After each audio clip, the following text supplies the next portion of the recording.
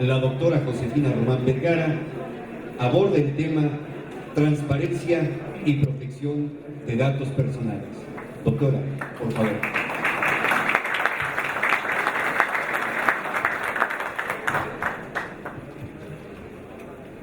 Buenas tardes. Gracias a todos ustedes por estar aquí. Gracias, por supuesto, al Instituto Hacendario del Estado de México Municipios por la amable invitación que nos hicieron con este tema, que como vamos a ver, vamos a reforzar, son temas muy importantes como los anteriores que hemos visto. Platicaba yo hace rato, la verdad es que también tuve la oportunidad de escuchar las ponencias anteriores y son interesantes para todos. Entonces, pues afortunadamente yo también me vi beneficiada con las conferencias que me antecedieron. Bueno, agradecer por supuesto al doctor Roberto Galván Peña esta invitación y la hospitalidad y la amabilidad del personal del propio Instituto Hacendario. Y me da mucho gusto ver también caras conocidas porque creo que muchos de nosotros llevamos muchos años en esto. Son los muy jovencitos, bueno, así como que empiezan camino, pero en general la mayoría de nosotros nos hemos dedicado por tantos años a temas fiscales, financieros, de rendición de cuentas, de fiscalización superior, de control interno y ahora de transparencia y de protección de datos. Entonces voy a tratar de ser breve, porque son temas muy importantes. Entonces quiero hablarles un poquito de lo que implica la transparencia y el derecho de acceso a la información en el Estado de México. Platicarles también acerca de un ejercicio que la Comaid, que es el órgano que concentra a los órganos garantes estatales y al propio IFAI, ha encargado de hacer una evaluación de cómo andamos en transparencia en el país. Y el CIDE es quien lo está realizando, entonces les quiero platicar de en qué consiste esto. Y también quiero hablarles de datos personales. De repente, toda la publicidad, en todos los medios, se habla de transparencia y del derecho de acceso a la información. Y pareciera ser que hemos dejado de lado el tema de protección de datos personales, que también es algo muy importante, porque bueno, todos los que estamos aquí, antes de ser servidores públicos, antes de ser ciudadanos, somos personas y tenemos datos personales. Entonces, es lo que les voy a platicar un poquito. Miren, aquí está. Ahí está. ¿Cuál es el marco normativo de la transparencia y el derecho de acceso a la información? En términos muy generales, solo les quiero dar como antecedente que la Ley de Transparencia y Acceso a la Información Pública se publica a través del Diario Oficial de la Federación en 2002. ¿Qué significa esto? En 2002, como ustedes saben, nace el IFAI. ¿Qué es muy importante aquí? Yo les diría, el IFAI nace, todos sabemos, teniendo como antecedente al famoso Grupo Oaxaca, conformado por académicos, especialistas, periodistas, políticos, y bueno, con todo ese análisis que se vino haciendo, se presenta la iniciativa y se aprueba por el Congreso. El IFAI nace con autonomía operativa. Esto quiere decir que no era un órgano constitucionalmente autónomo. El IFAI nace en realidad como un descentralizado, pero con autonomía operativa, presupuestaria y de decisión. Un dato que a mí me gusta mucho dar y que inclusive a lo mejor en algún otro evento ustedes ya me han escuchado decirlo, es que pareciera ser que no era un tema importante. Yo creo que en su momento ni siquiera se dimensionó cuán importante iba a ser, pero el IFAI, tan solo en los 2 primeros meses de su creación, registra una estadística de más de 2.400 solicitudes de información. Entonces a mí este dato me gusta mucho porque nos permite ver cuál es el interés que tiene la ciudadanía respecto de la información pública que todos como servidores públicos día con día vamos generando. Entonces, No se conocía, todavía no sabíamos cómo iba a funcionar el sistema, si era eficiente, pero bueno, tan solo en los 2 primeros meses más de 2.400 solicitudes de información. ¿Qué es lo que les quiero platicar? El derecho de acceso a la información es un derecho fundamental, antes llamado garantías individuales. Con la reforma de la Constitución de junio de 2011, dejaron de ser garantías individuales y entonces todos los abogados sabemos que ahora son derechos fundamentales. En el artículo 6 de la Constitución Federal se establece de manera clara y precisa el derecho fundamental del acceso a la información. Entonces, bueno, ¿qué es la transparencia? La transparencia, como para definirla muy fácilmente, ya se ha dicho muchas veces, es esa especie de caja de cristal. Entonces, yo como persona que puedo ejercer ese derecho fundamental de acceso a la información, tengo derecho a saber, tengo derecho a preguntar, tengo derecho a conocer. Aún siendo servidor público de un área de tesorería, por ejemplo, tengo derecho de acceso a la información respecto del área de servicios generales o de contrataciones. Es muy común que en el vía SAIMEX nos digan, oye, ¿cuáles son los requisitos para las contrataciones que estás realizando?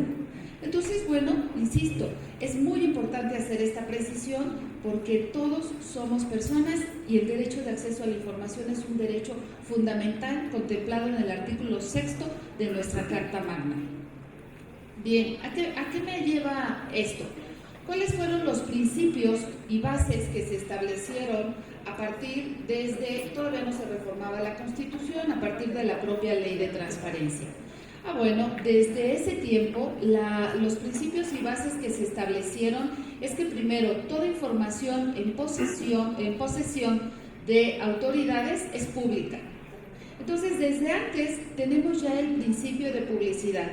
La información que genero no es mía, no es ni de Josefina Román Vergara, ni de comisionada, la información es de la institución, es información pública que nosotros vamos generando en ejercicio de mis funciones, pero no me la puedo llevar, no la puedo esconder, no la puedo prestar. O sea, seguramente ustedes conocen perfectamente cuáles son las reglas de entrega-recepción, cuánto tiempo debo guardar la información, cuando menos 5 años, hay fuente obligacional. Entonces, esta es la primera precisión importante. Por regla general, prevalece el principio de máxima publicidad. La información es pública.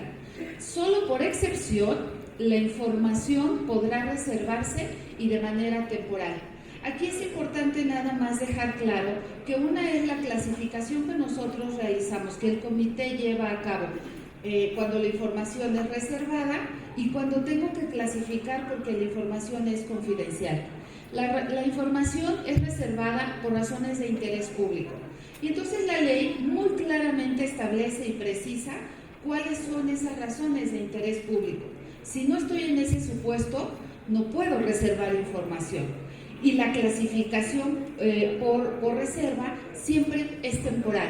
No puedo decir que permanentemente la información va a estar clasificada. Diferente es cuando la información es confidencial. Cuando la información es confidencial no tiene temporalidad. ¿Por qué? Bueno, porque el derecho a la protección de los datos personales es un derecho fundamental como lo es el derecho de acceso a la información y tiene el mismo rango constitucional. El derecho de acceso a la información se contempla en el artículo 6 de la Constitución Federal y el derecho a la protección de los datos personales, el derecho a la privacidad como persona que soy, está contemplado en el segundo párrafo del artículo 16 de la misma Constitución Federal. Entonces, por ese motivo, cuando yo tengo información confidencial, no tengo que establecer temporalidad. Simplemente tengo que dejar muy claro que es un dato confidencial. Si son datos confidenciales, son datos personales, y si me apuran hasta datos sensibles, pues con mayor razón tengo obligación de protegerlos. Y tan importante es proteger un dato personal como lo es dar el derecho de acceso a la información que es pública. Bien, habíamos dicho, la vida privada de las personas y los datos personales está protegida. A lo mejor aquí vale nada más hacer esta diferenciación. Desde 2002, cuando nace el derecho de acceso a la información, el derecho a la privacidad nace como una limitante del derecho de acceso a la información. Decían, por excepción, tú no puedes dar información por razones de interés público. Y entonces, si tienes datos personales, no des la información. Era una limitante. Después se reforma el artículo 16 constitucional y entonces se reconoce ese derecho fundamental. Por eso hoy prácticamente en todos los órganos garantes del país y en el propio IFAI, ambos derechos tienen el mismo peso y hay dos áreas específicamente dedicadas, una al derecho de acceso a la información y otra a la protección de los datos personales. Y entonces nosotros como servidores públicos debemos tener exactamente el mismo cuidado. Tenemos que buscar ese equilibrio, esa ponderación de derechos. Los dos son exactamente igual de importantes. Hay que encontrar el equilibrio que sí estoy obligado a dar y que definitivamente estoy obligado a proteger para no entregar. Bien, algo muy importante que el propio texto constitucional señala es que no es necesario acreditar interés alguno.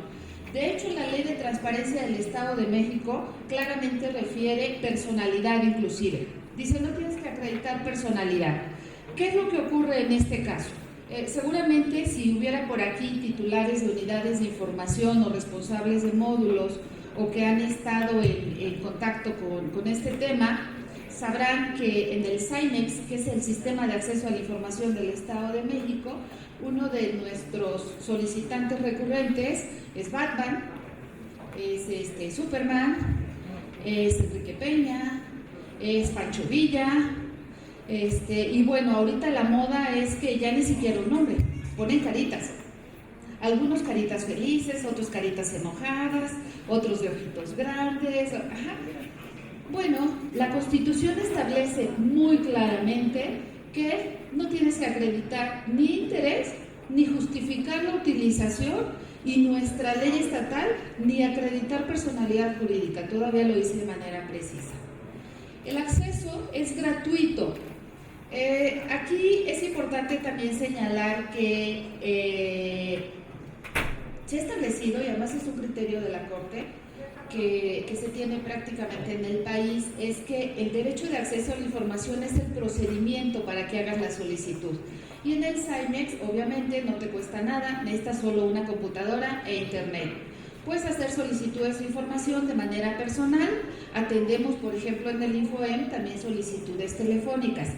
El SAIMEX es como que la regla general para solicitar información y estar vigilantes el InfoEM de que se cumplan los plazos, de que la información sea entregada completa y correctamente, que no se incurra en responsabilidad por parte de los servidores públicos porque la nieguen. Ajá, para ese efecto es el SAIMEX, pero yo como particular puedo solicitarla por diferentes medios. Eso es lo que debe ser gratuito. Como todos ustedes saben, hay derechos contemplados en el 73 del Código Financiero para efectos estatales de diversos cobros de derechos y en el 149 para efectos municipales, también para efectos de cobro de derechos. Inclusive en una ley modelo que ha trabajado la OEA, contempla igual cobro de derechos.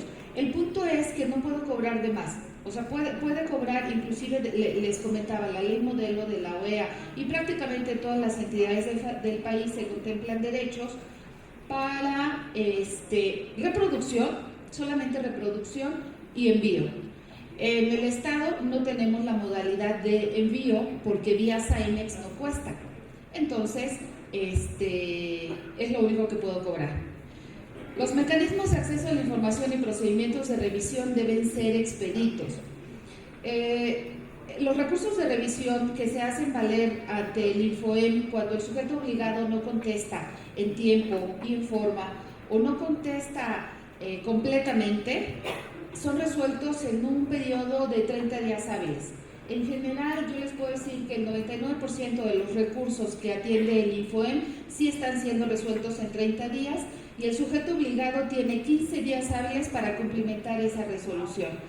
Más adelante les platico que estamos trabajando en un proyecto para efectos de asegurarnos que se cumplimente el tiempo y en forma las resoluciones que emite el INFOEM, porque también hemos detectado como un área de oportunidad que hay algunas resoluciones que no se están cumplimentando debidamente. Entonces, si yo tengo un cumplimiento extemporáneo o tengo un cumplimiento defectuoso o definitivamente no cumplí la resolución, debemos tomar alguna medida que nos lleve a garantizar que el solicitante va a obtener la información que se ordenó entregar. ¿Qué dice el artículo 6? Quiero destacar el artículo 6, después de la reforma, quedó muy amplio porque se hacen algunas precisiones de este derecho de acceso a la información, pero destaco este párrafo que señala que los sujetos obligados deberán preservar sus documentos en archivos administrativos actualizados y publicarán a través de los medios electrónicos disponibles la información completa y actualizada sobre sus indicadores de gestión y el ejercicio de los recursos públicos. Entonces, el primer punto que quisiera yo destacarles, ya desde antes el artículo 6 constitucional contemplaba este texto. Con la reforma del 7 de febrero de este año se establece adicionalmente la obligación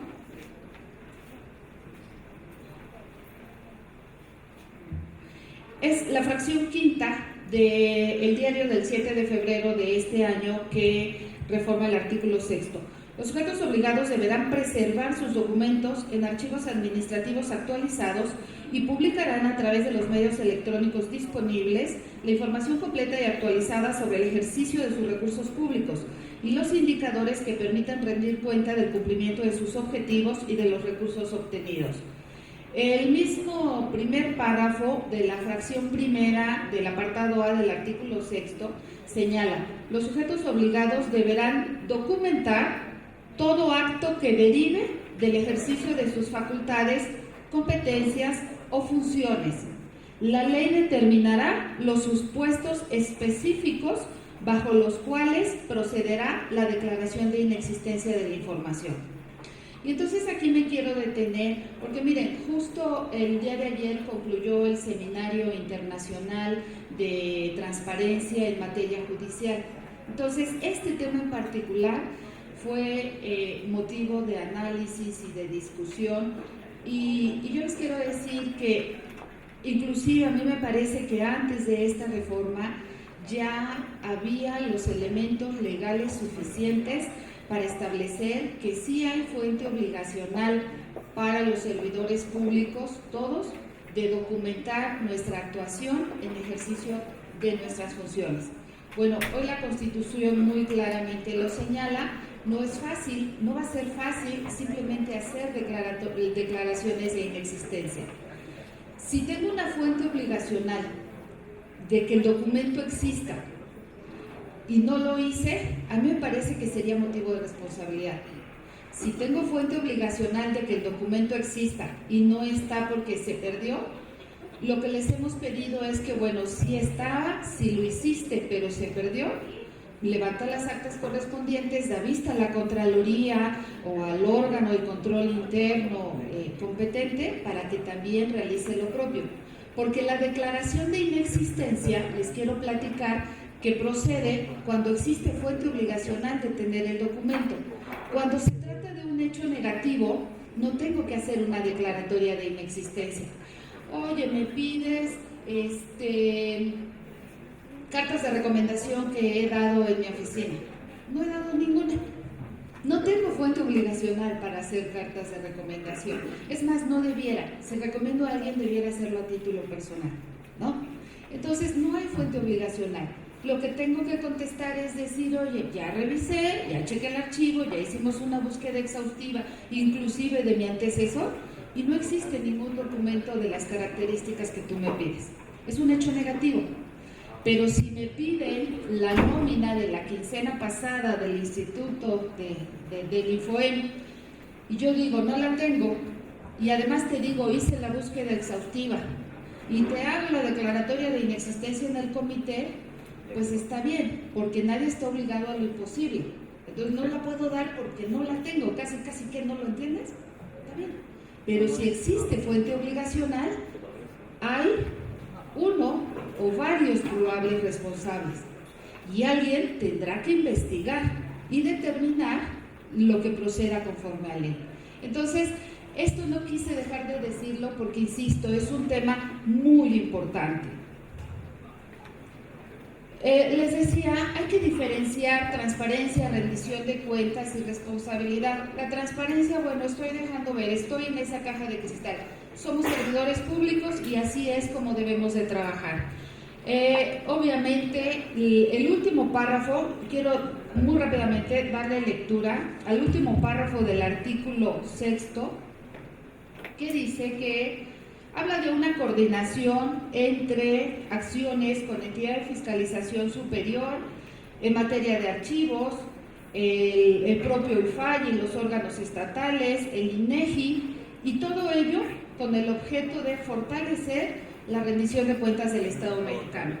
En realidad, la transparencia y el derecho de acceso a la información es muy importante. Hay que garantizar a las personas que sí pueden hacer ejercicio de ese derecho de acceso a la información, pero al final debemos de ir hacia una correcta rendición de cuentas y fortalecer de esta manera precisamente el Estado mexicano, dice el último párrafo del artículo 6 constitucional.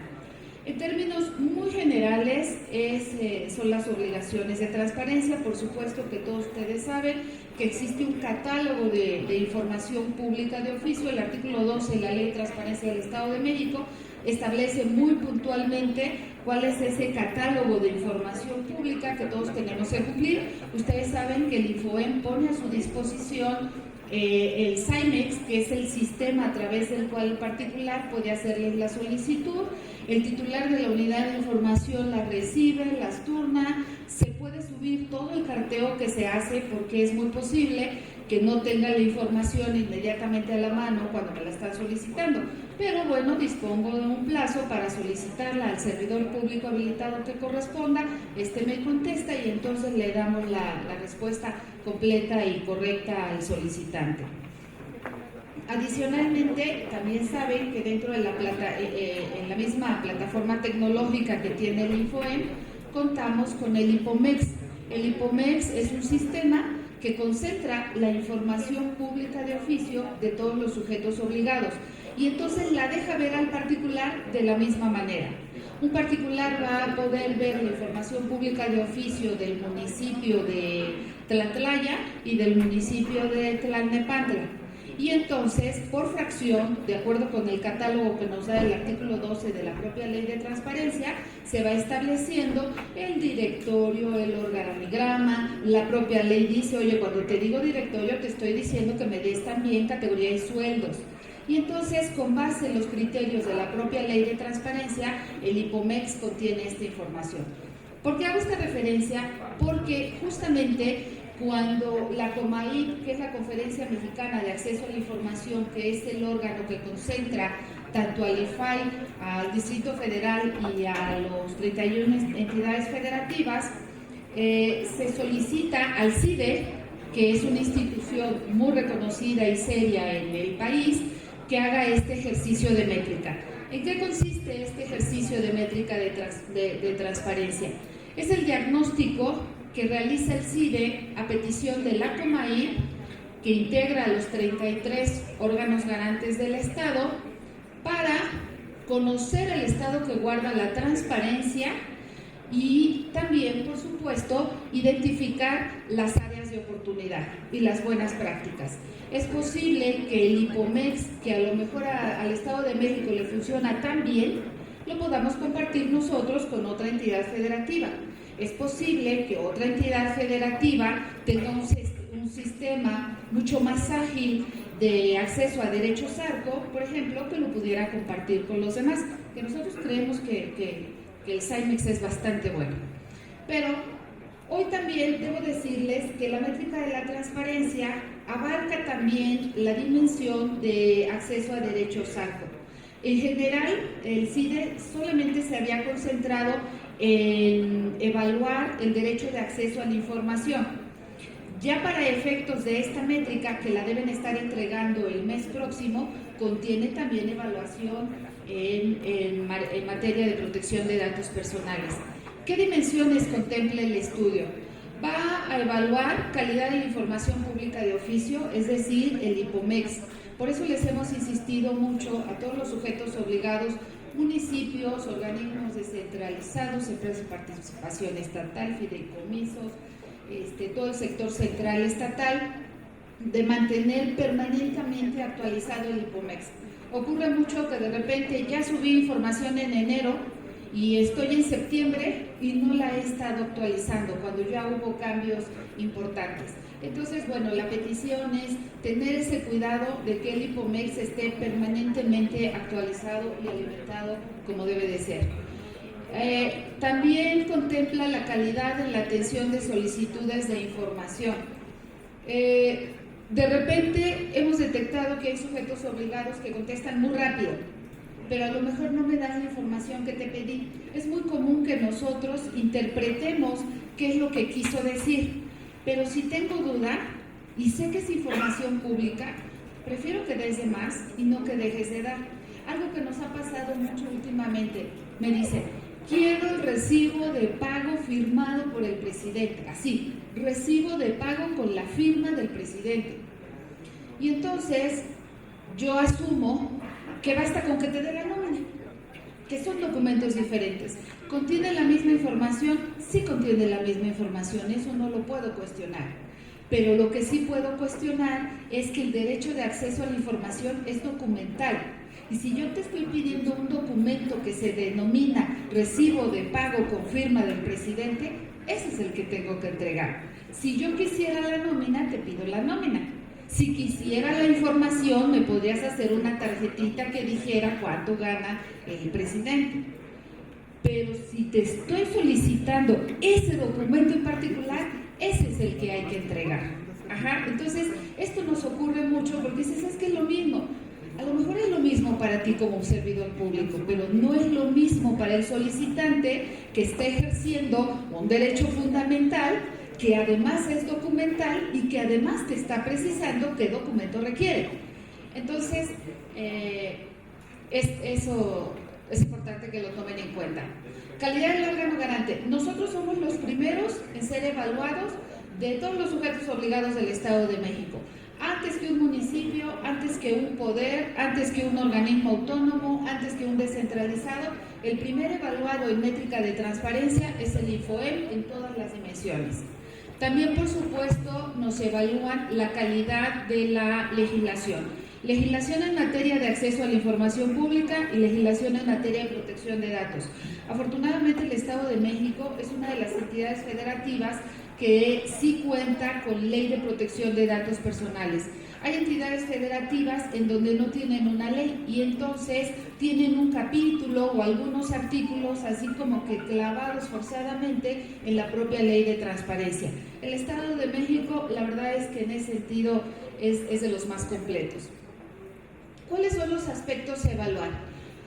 Como les comentaba, este es una especie de catálogo del artículo 12 de nuestra propia ley. ¿Qué te dice la ley de transparencia? Bueno, debes tener en página web, debes tener en tu página marco normativo, directorio, programas, presupuesto, auditorías, contratos, servicios y demás.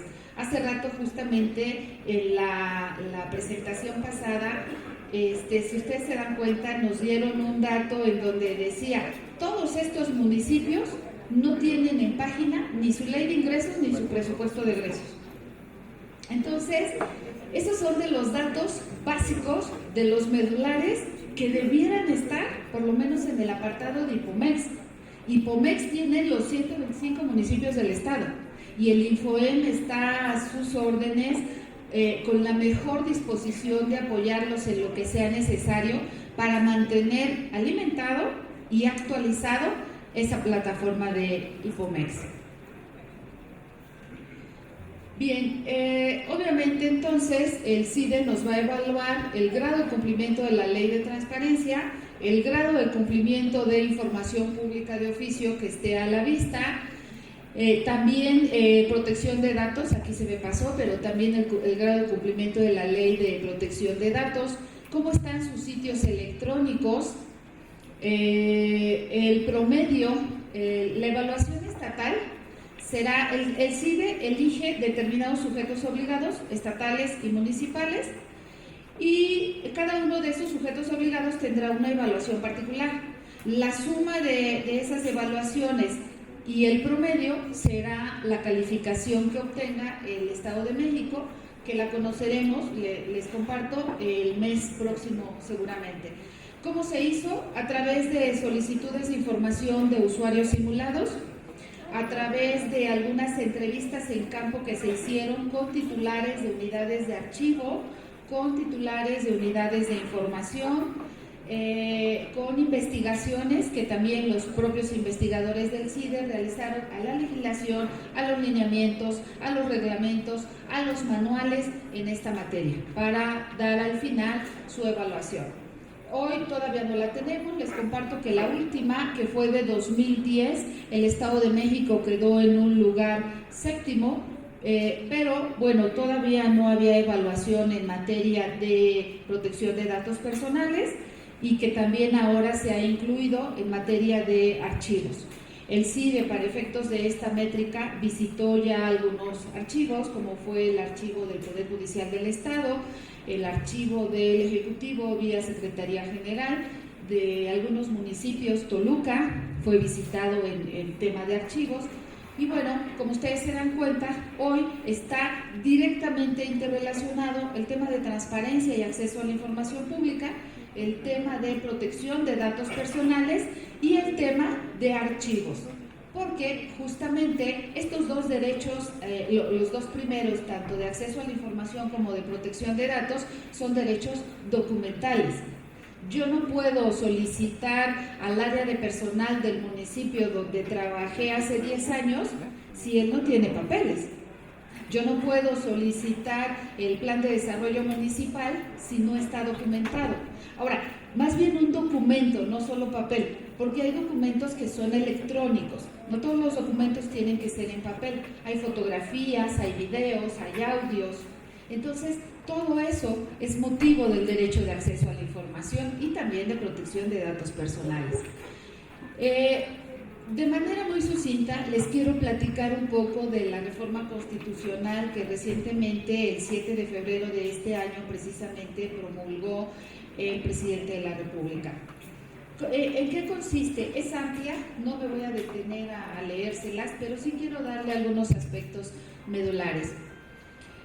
Esta reforma tiene implicaciones muy importantes en todos los órganos garantes de los estados.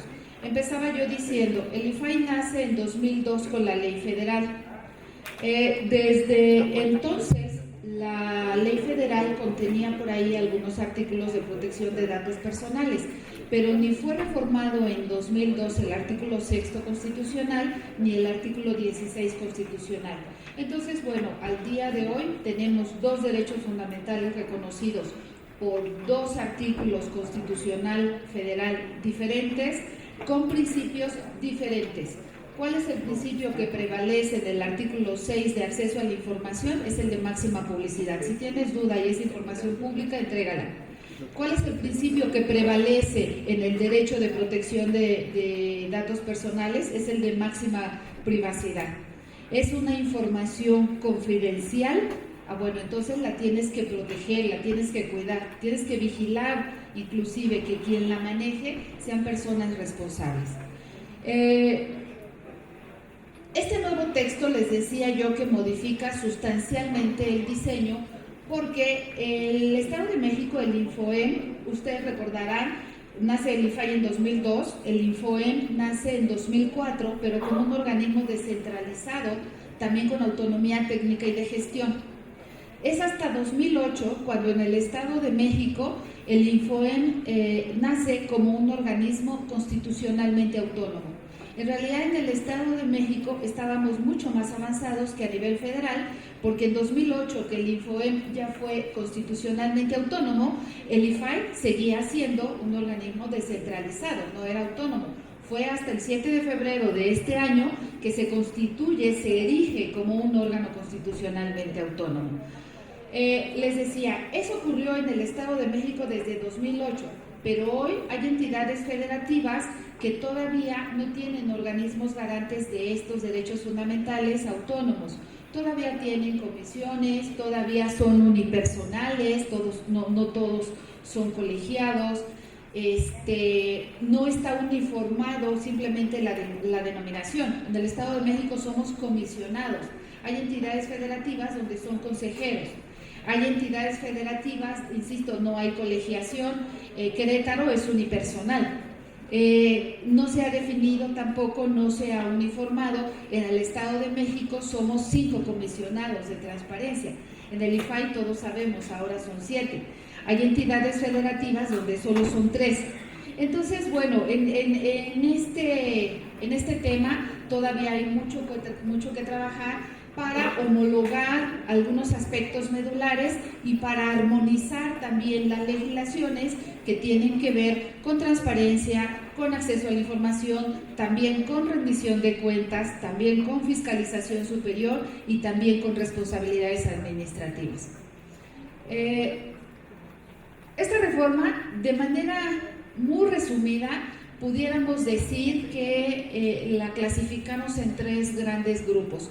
Primero, fortalece el derecho de acceso a la información de los particulares, porque todos hemos oído alguna vez en un programa de radio, TV, prensa, se ha dicho mucho. Hoy son sujetos obligados los partidos políticos y los sindicatos. Y son sujetos obligados todas las personas físicas y morales que reciban, administren o manejen recursos públicos. Todavía falta aterrizar qué es lo que está pendiente. Están pendientes leyes generales, porque va a estar bien complejo decirle a una asociación civil que recibe a lo mejor de recursos públicos el 5% de todo lo que es su presupuesto y lo demás es privado. Entonces, todavía falta aterrizar muy bien cómo va a ejercerse el derecho de acceso a la información en estos supuestos. Tendremos que ver también en la Ley General de Archivos, en su caso, qué efectos va a tener para efectos de nuestra legislación desde la Constitución del Estado y las leyes estatales, porque yo empezaba diciéndoles, en el Estado de México sí tenemos ley de transparencia, en el Estado de México sí tenemos ley de protección de datos personales, pero tendremos que ver cómo vienen las leyes generales en materia de transparencia, en materia de protección de datos personales y en materia de archivos, porque el derecho de acceso a la información y el derecho de protección de datos es documentales. Yo no puedo decirle a un servidor público que por favor olvide mi teléfono celular, pero sí le puedo decir que lo borre del registro, porque en su momento se lo di porque era necesario, pero como ya no estoy ahí y ya no es necesario, le pido que lo tache o que lo borre del archivo donde estaba contenido. Entonces, todo esto tendrá que irse normando. Todos los órganos estatales, todos, tendrán que estar dotados de autonomía constitucional. En el Estado de México, insisto, fuimos de los primeros, estamos en general muy avanzados y desde 2008 somos un órgano constitucionalmente autónomo. Les decía yo, habrá que esperar cómo viene la ley de archivo y en materia de facultades para la protección del derecho de acceso a la información, hay 2 puntos que quiero destacar. Hasta el día de hoy, si un solicitante requiere al Instituto Hacendario, vamos a pensar que le solicita, no sé si haya un video de alguna conferencia anterior y no se le entrega al particular. Si no es información reservada y si no tiene información confidencial, tendría que darlo. A lo mejor yo no quiero que mi rostro salga en el video, entonces hay criterios que dicen que hay que difuminarlos.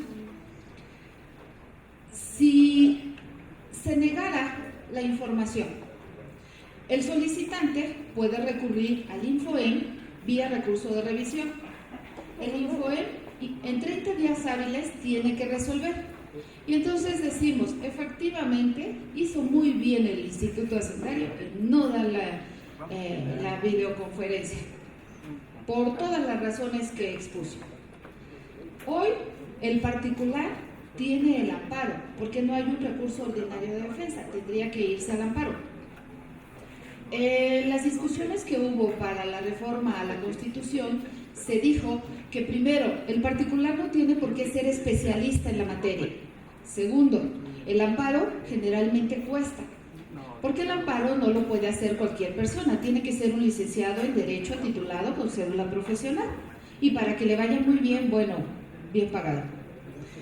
Hoy, la reforma federal, a partir del 7 de febrero, contempla la facultad del IFAI de revisión, y entonces la revisión es una especie de segunda instancia. Cuando al particular no le guste la resolución que vía recurso de revisión le dio el Infoem, va a poder acudir en revisión sin necesidad de contratar un abogado al IFAI.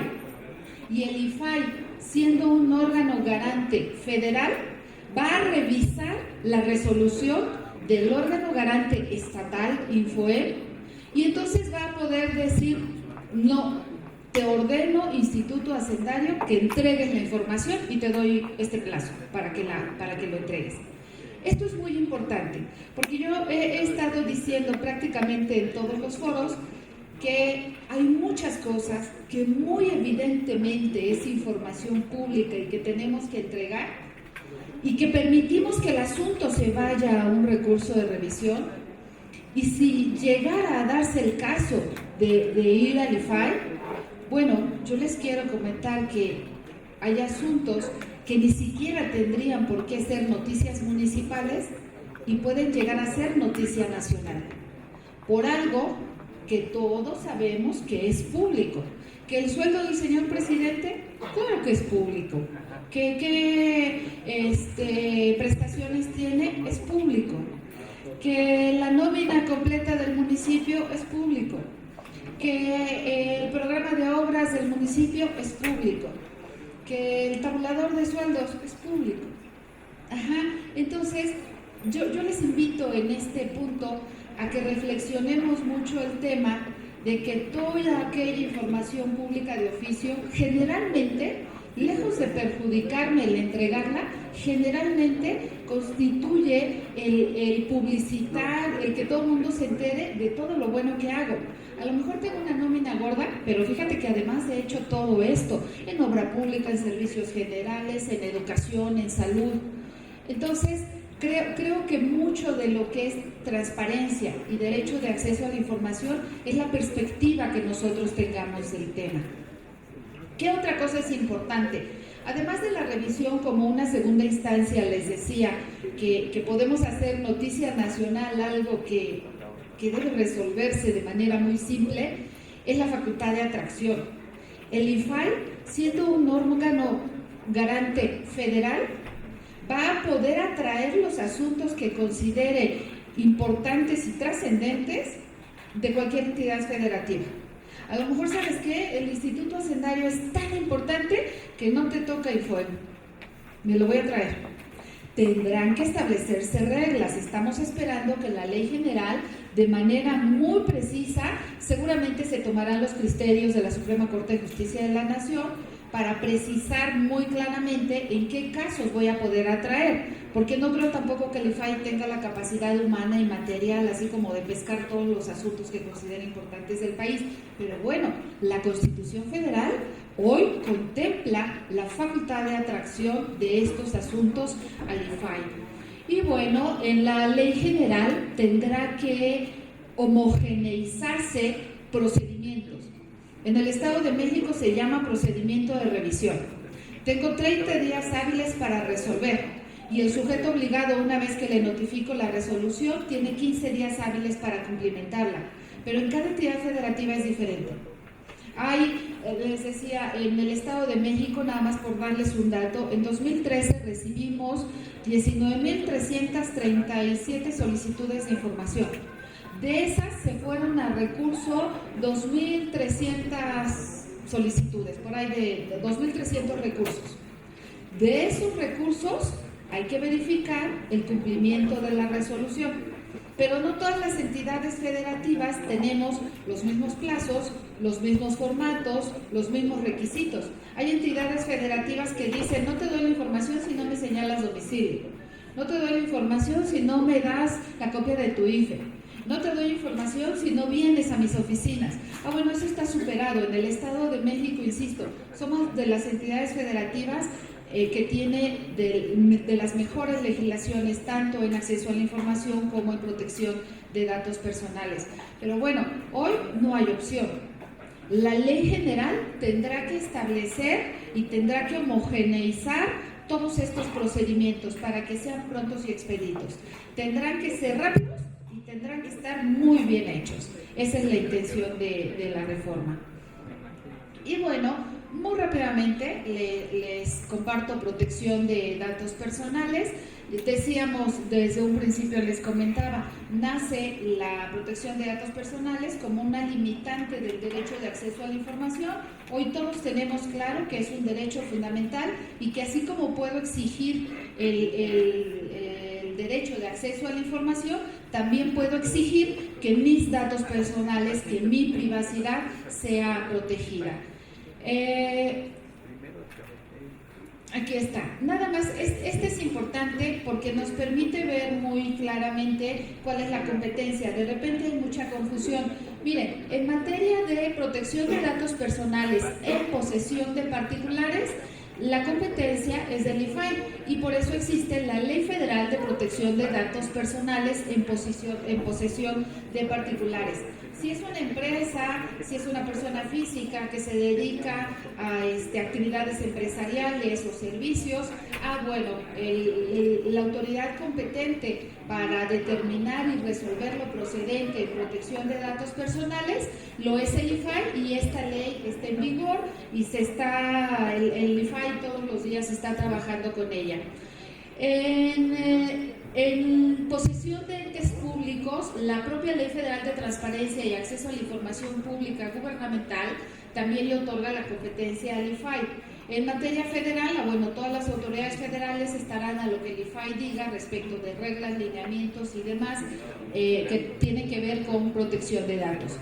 Y para regular la protección de datos en posesión de sociedades de información crediticia, bueno, también tenemos la propia ley de la materia. Pero aquí voy. En el ámbito local tenemos la Ley de Protección de Datos del Estado. Y entonces los sujetos obligados para efectos de protección de datos son los mismos que para efectos de transparencia. Por eso, vía SAIMEX, hoy ya tenemos modificados tanto formatos como plazos para el acceso a derechos ARCO y derecho de acceso a la información. En términos muy generales, esto es un poco de historia que la voy a omitir en razón del tiempo, pero estoy a sus órdenes para cualquier comentario adicional. Agradezco mucho su atención y bueno, no vayan a aguantar usted tiempo. Agradecemos la participación de la doctora Josefina Román Vergara, y de igual manera, si hubiera alguna pregunta, mis compañeros se encuentran con la disposición del uso.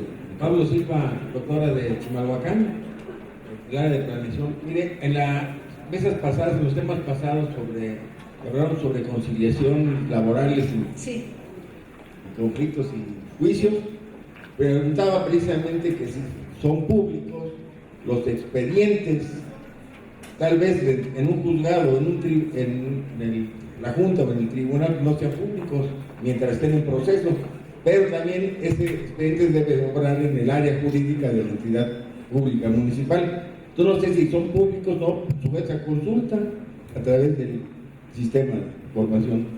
Gracias. Sí. Sí, y perdón, porque había tomado nota de dos preguntas que hicieron anteriormente y que por supuesto tenía pendiente darle respuesta. En una solo es la respuesta, que usted amablemente hizo la pregunta hace un momento, y el otro simplemente es una opinión, pero no fue pregunta, sin embargo se los quiero comentar. Por lo que hace a los expedientes, les comentaba precisamente el día de ayer, apenas concluyó el 4º Seminario Internacional de Transparencia en Materia Judicial. En términos muy resumidos, les quiero decir que hay criterio del IFAI, que comparte también el INFOEM, en donde se establece que todos los expedientes judiciales o administrativos jurisdiccionales que se encuentren en proceso subyúdice, por supuesto que están clasificados como reservados, para que no afecte el buen curso del mismo procedimiento o proceso judicial. Yo creo que el punto fino estaría en aquellos expedientes concluidos, porque los expedientes concluidos, si yo interpreto a contrario censu esta disposición, entonces pareciera ser que son públicos. Sí, pero hoy tenemos una limitante. El derecho de acceso a la información tiene exactamente el mismo peso constitucional que hoy tiene el derecho a la protección de datos personales. En este foro justamente la misma Corte decía que en materia penal y en materia familiar no tiene duda que van a ser expedientes que no se van a poder consultar. Diferente es las sentencias en versiones públicas, en donde se les quita todo señalamiento a datos personales. Y entonces inclusive se planteaba alguna forma sencilla de hacer las resoluciones en donde no tenían que estarse repitiendo a cada rato nombres, sino ponerle letras. Se plantearon ahí varios esquemas, pero bueno, no tengo duda que en materia penal y en materia familiar, que a mí me parece que ni siquiera sería reservado, más bien tendría que clasificarse por protección de datos personales. Habrá materias que yo creo que todavía tendrán que revisarse. Estuve checando y la verdad es que el IFAI no tiene criterios en ese sentido. En el INFOEM no hemos tenido tampoco criterio porque no ha habido solicitud en ese sentido. Yo me atrevo a adelantar que habría que revisar casuísticamente en qué casos sí podría haber versiones públicas. Porque yo les decía, el derecho de acceso a la información siempre está encaminada a una rendición de cuentas para fortalecer el Estado mexicano. Si ese expediente judicial o administrativo sí tiene relación con interés público para efecto de rendición de cuentas, creo que válidamente podría hacerse versiones públicas que no afecten sobre todo el derecho a la privacidad. Ya hay criterios también de la Corte donde dicen que en penal y en familiar no. Lo que sí es público son las sentencias, inclusive decía, no solo la definitiva, las interlocutorias también en versión pública son públicas.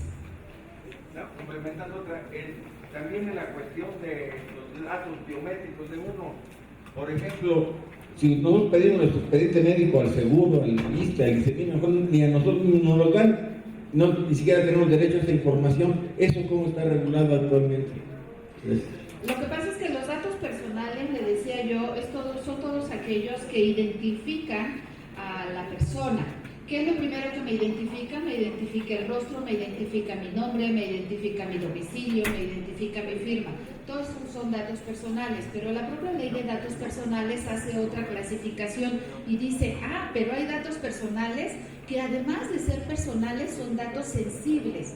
Entonces estos datos que menciona usted, biométricos, son datos personales que además tienen el apellido de sensible y esos todavía tienen una mayor protección. En convencionalidad, por ejemplo, en tratados internacionales, los niños, por ejemplo, se protegen mucho. Si ustedes se dan cuenta, hasta en la televisión, ¿no? Si un niño lo toma la cámara, se difumina su rostro, porque todavía están mayormente protegidos. Los sectores vulnerables están mayormente protegidos. Ahora, yo ahí les puedo adelantar, porque además es un criterio que como servidores públicos, que somos todos los que estamos aquí, ya es del INFOEM. Hemos resuelto asuntos del ICEM, del ICEMI, donde digo, el expediente clínico, por supuesto que es del enfermo.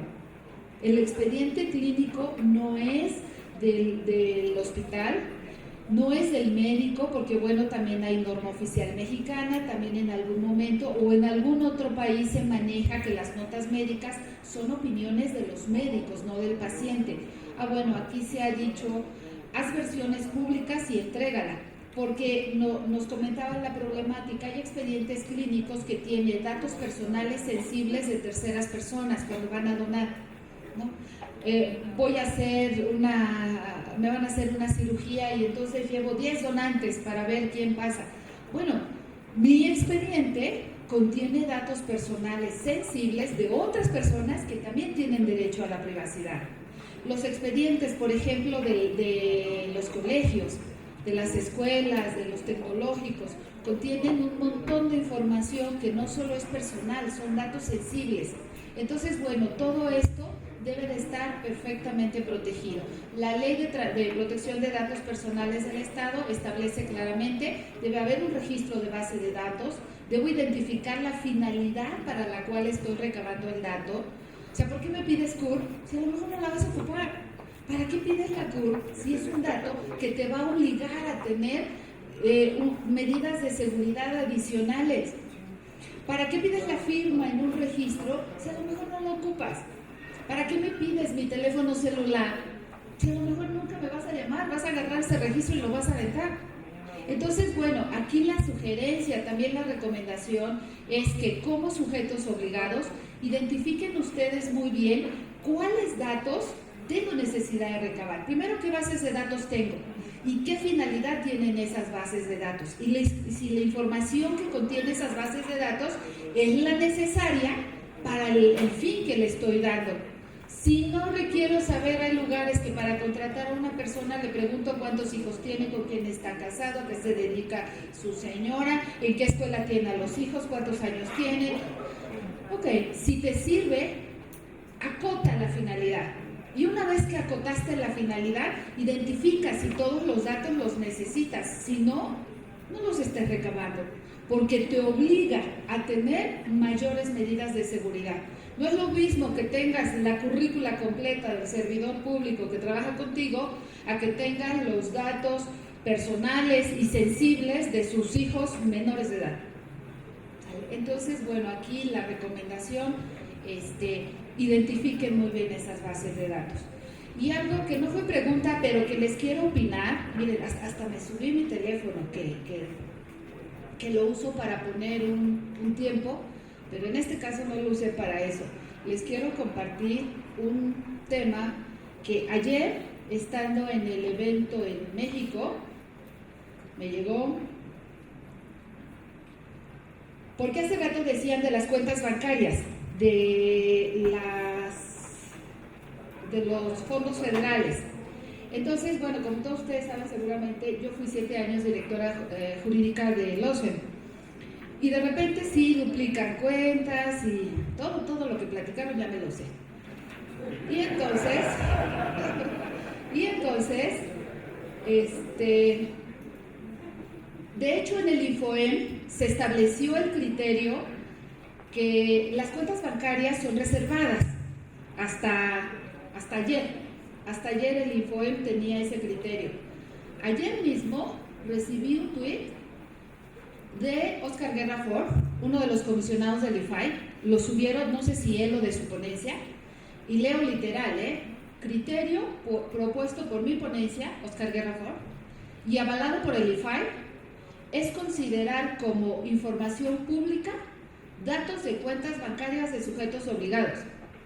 Entonces, bueno, va a ser un tema a revisar, porque si el INFOEM mantiene su criterio de que las cuentas bancarias las puedo reservar por interés público, de todas formas, si en particular se ve en revisión al IFAI, el IFAI va a ordenar la entrega de información. Entonces, muchas cosas que pensaban que podían seguir haciendo, ya no se va a poder hacer. Bueno, insisto, no es una pregunta, pero no quise dejar de comentarles porque es importante. ¿Algún otro comentario? Maestra José, muy buenas tardes. Gracias, hola. Gracias, maestra, por compartirnos su experiencia. Para mí, en lo particular, usted es una de las personas más cultas del gobierno del Estado de México. Gracias. preguntarle, maestra, no abordamos el tema de responsabilidades. Hasta donde sé, el INFOEM finca responsabilidades a servidores públicos, omisos. La pregunta, maestra, va en el sentido: ¿existe la facultad del INFOEM en la ley de responsabilidades para aplicarla?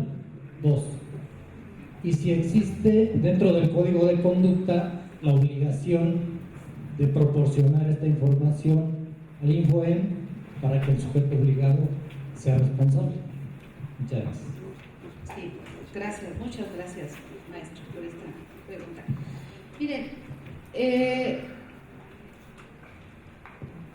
en mi opinión, los órganos garantes de acceso a la información y hoy de protección de datos personales no tienen la naturaleza jurídica de ser órganos sancionadores. Ajá. No somos una contraloría. Yo ya vi aquí al maestro Victorino Barrios, que nos va a ilustrar mucho más sobre el tema, pero no somos órganos sancionadores. Somos, me parece que sí, un órgano de control constitucional, porque hoy resolvemos de asuntos que tienen que ver con 2 derechos fundamentales. El que garanticemos el acceso a derechos ARCO y el acceso a la información no necesariamente implica sancionar, pero como bien saben todos ustedes, en la reforma de 2008, donde el INFOEM nace como un órgano constitucionalmente autónomo, se le dan dientes, inclusive literalmente así se dijo, para poder sancionar. Y entonces hoy la Contraloría Interna del INFOEM tiene como que bivalencia, porque por un lado es un órgano de control interno del INFOEM y por otro lado es un órgano que sí ha radicado diversos procedimientos. Nuestra ley dice que en lugar de hacer la primera etapa, la etapa previa a radicar los procedimientos administrativos de responsabilidad, en nuestra ley se llaman PAIS, procedimientos de investigación administrativos. Y entonces radica procedimientos de investigación cuando no se cumplimenta una resolución en tiempo o se cumplimenta deficientemente, y después se determina si ha lugar o no a iniciar procedimiento administrativo disciplinario en este caso. Ha habido ya algunas sanciones publicadas, notificadas. Yo recuerdo en la parte del pleno que yo llevo a partir de marzo para acá, ha habido 2 sanciones muy concretas y adicionalmente en años anteriores el INFOEM ha venido haciendo extrañamientos a sujetos obligados, pero a sujeto obligado. Bueno, ustedes saben, yo soy especialista en fincamiento de responsabilidad, 7 años haciendo lo mismo.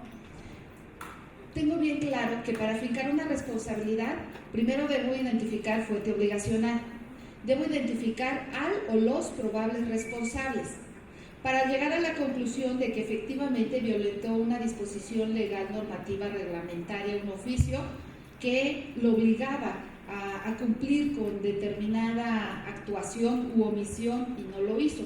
Y entonces, muy válidamente, voy a poder fincar una responsabilidad. Hoy no teníamos esa capacidad humana y material de sancionar con todo el peso de la ley por incumplimiento. No se había hecho de esa manera. Sin embargo, les comparto algo. En la propia reforma federal del 7 de febrero, les decía, aquí está, es el párrafo el antepenúltimo párrafo. El antepenúltimo párrafo de la reforma del artículo 6 dice, entre otras cosas, la ley, es decir, la ley general, ya sea una ley general de transparencia con un apartado de protección de datos personales o una ley general de transparencia y una ley general de protección de datos personales, establecerá las medidas de apremio que podrá imponer el organismo garante para asegurar el cumplimiento de sus decisiones. Y entonces, bueno, si me voy a medidas de apremio, el asunto va a ser mucho más sencillo, Porque para una medida de apremio, bueno, los abogados sabemos, tengo que hacer un requerimiento, tengo que hacer un apercibimiento, te doy 3 días, no me cumples, te pongo una sanción, tiene la naturaleza jurídica de aprovechamiento, por lo tanto constituye crédito fiscal, por lo tanto te lo puedo cobrar vía procedimiento administrativo de ejecución y me aseguro de que lo pagues con peculio propio, no público. Que bueno, ha sido eficiente, probado prácticamente en todos los niveles de gobierno y la propia Constitución lo establece. O sea, ahora sí que no es algo extraño, ni es así como que ocioso. La propia Constitución establece que la ley general, la que corresponda, establecerá las medidas de apremio para imponer. También se ha propuesto, maestro, que se establezca en la propia ley general un procedimiento de cumplimiento de resoluciones. Porque como en materia de amparo, le doy aviso al superior jerárquico y si no, ahí sí hay destitución y pena corporal. Entonces también se ha propuesto que en la ley general se contemple un procedimiento específico de cumplimiento de resoluciones. Yo la verdad, en la experiencia que tengo, creo que basta y sobra con imposición de medidas de apremio. A lo mejor una multa de 6,000, 7,000 pesos la pagas bien y con gusto, o hasta el jefe la paga, porque muchas veces dejamos de cumplir no por negligencia o por impericia o por desconocimiento. A lo mejor mi jefe fue el que me ordenó que no diera la información. A lo mejor así me dijo, hemos tenido respuestas, literal, se van a reír, pero así, pide un sueldo, señor presidente, y así le contra, que dice el señor presidente que para qué quiere saber cuánto gana. Así, entrecomillado. Entonces, a lo mejor lo puse porque así me dieron la instrucción.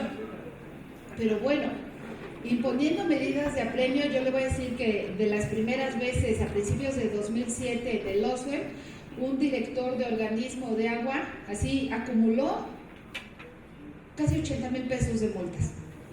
Y al final lo pagó. Porque quiero decirles que no se había perdido un solo amparo de medidas de apremio, porque multa impuesta era multa pagada, se cuidaron todos los aspectos legales y constitucionales.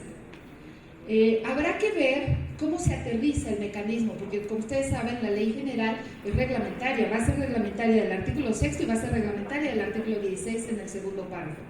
Y seguramente aterrizará muy bien esta parte de medidas de apremio. Seguramente contemplará un apartado de procedimiento para cumplimiento de resoluciones, pero quedará la parte de medidas de apremio para otro tipo de determinaciones. Puede ser que un solicitante nunca tuvo respuesta y no le interesó hacer el recurso, pero vía medida de apremio, de todas formas, se puede responsabilizar al sujeto obligado de que entregue la información, aunque no se haya quejado el solicitante, porque es una disposición establecida en ley y es un derecho fundamental que reconoce la Constitución. Entonces creo que habrá que esperar. Muy concretamente, en mi opinión, hoy la ley de transparencia dice que se aplica supletoriamente la ley de responsabilidades y con la ley de responsabilidades sí alcanza tanto para imposición de medidas de apremio como los procedimientos administrativos disciplinarios. Si nos lo permite, doctora, daríamos paso a una última pregunta en razón del tiempo y después pudiera estar dependiendo del estado que tiene destinado el informe. Maestra, muy buenas tardes. ¿Dónde está? Ah, gracias, sí. Ignacio Benítez Bobadilla, del municipio de Capulá, titular de la Unidad de Transparencia. Una pregunta, maestra. Antes que nada, es dar un agradecimiento al Instituto por este seminario que nos están ofreciendo a todos los ponentes que son gran actitud para nosotros seguir aprendiendo. Mi pregunta es, de acuerdo a la Ley de Transparencia, en su artículo 2 y sus fracciones de la Ley de Transparencia, tengo un apartado de los programas de desarrollo social. Para nosotros en el municipio implica no tener sanciones a nuestros servidores públicos habilitados. Hemos comunicado con las oficinas a su digno cargo, con sus representantes, pero a su vez me gustaría que en este programa me diera una respuesta o así a su vez me diera una solución. Tenemos que dar cumplimiento en el artículo 8, que son todos los programas, y a su vez el desarrollo social nos dicen que no podemos subir esa información porque ellos tienen a su vez la información del CEDESOL, de toda la información de todos los programas. Me imagino que todos los municipios estarán en la misma situación. No sé, Sí, mire, estoy ubicando en el artículo 12, programas de trabajo e informes anuales, ¿a ese sí? no es la fracción 8. ¿Perdón? Fracción 8. Fracción 8, padrones de beneficiarios. Ok. Mire, en el tema de padrones de beneficiarios en el mundo ha sido muy discutido. Hay quien opina, no en México, claro, que los padrones de beneficiarios han llegado a causar hasta bullying, ¿no? Que porque yo recibo y el vecino de al lado no recibe nada y se considera más necesitado. Bueno, en México el criterio está perfectamente definido. En México todos los padrones de beneficiarios de todos los programas son públicos. Inclusive que yo tengo mis dudas de menores, desayunos. Si ustedes revisan las páginas del país, no solo del estado, sí se publicitan, ni siquiera los tienes que solicitar. Están en las páginas los beneficiarios de estos programas. ¿Cuál sería la excepción a la regla que a mí me parece que debiéramos de cuidar? Hay programas cuyos beneficiarios, si se conocen, estarían revelando datos sensibles. Me quiero imaginar los beneficiarios de programas de enfermos de SIDA. El hecho de que yo dijera, aunque es para rendición de cuentas y para fiscalización superior y todo lo que ya hemos venido diciendo, revelaría un dato personal sensible. Y entonces yo no puedo revelar los nombres de las personas beneficiarias de esos programas, no debo. Hasta incurriría en responsabilidad porque estoy violando la ley de protección de datos personales. ¿Qué es lo que se ha hecho? Bueno, lo que se ha buscado es disasociar el dato. A lo mejor te interesa saber que has beneficiado a personas de las zonas de pobreza extrema del municipio. Entonces, a lo mejor omito el nombre, pero sí le doy la colonia, ni siquiera el domicilio, la colonia. No le voy a dar la CURP. La CURP, por ejemplo, es información confidencial. Es otro dato que ahorita les comento rápidamente. Habrá que proteger. Por eso yo creo que en cada caso en particular hay que resolverlo de manera casuística y hacer el razonamiento lógico, jurídico, fundado y motivado para cada caso en especial. ¿Sí? Agradecemos la Muchas participación de la doctora Josefina Román y le felicitamos a nuestro abogado ejecutivo, nos haga el favor de entregar el reconocimiento por su valiosa participación.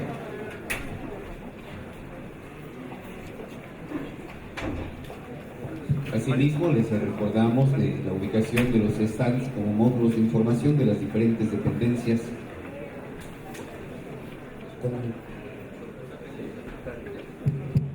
Con el permiso de todos ustedes, en lugar de leer el texto del reconocimiento, quiero hacer un comentario. La doctora Josefina Román debe tener mucho cuidado cuando salga sola a la calle. Corre peligro. Sabe demasiado. Con mis más sinceras felicitaciones y estoy seguro que las de ustedes también. De veras, doctora, muchas felicidades.